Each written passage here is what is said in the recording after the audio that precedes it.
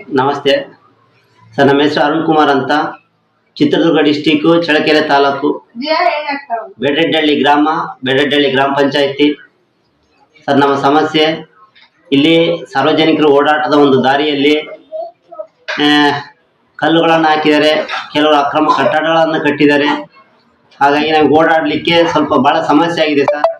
ನಾವು ಗ್ರಾಮ ಪಂಚಾಯತಿಯ ಒಂದು ಅಭಿವೃದ್ಧಿ ಅಧಿಕಾರಿಗಳಾದಂಥ PDO ಅವರಿಗೆ ಸಾಕಷ್ಟು ಸಾರಿ ಅರ್ಜಿಗಳನ್ನು ಕೊಟ್ಟಿದ್ದೀವಿ.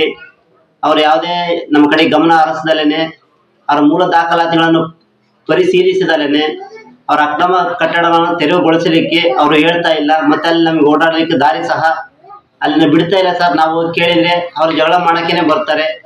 ಅವ್ರು ಸ್ವಲ್ಪ ಬಲಾಢ್ಯ ಇರೋದ್ರಿಂದ ನಾವು ಹೋಗಿ ಅವ್ರನ್ನ ಕೇಳಕ್ ಆಗ್ತಿಲ್ಲ.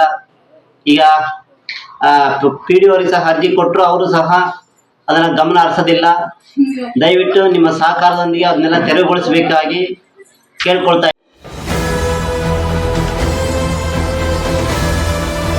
ನಿಮ್ಮ ವಾಣಿ, ಇದು ಕನ್ನಡಿಗನ ಧ್ವನಿ.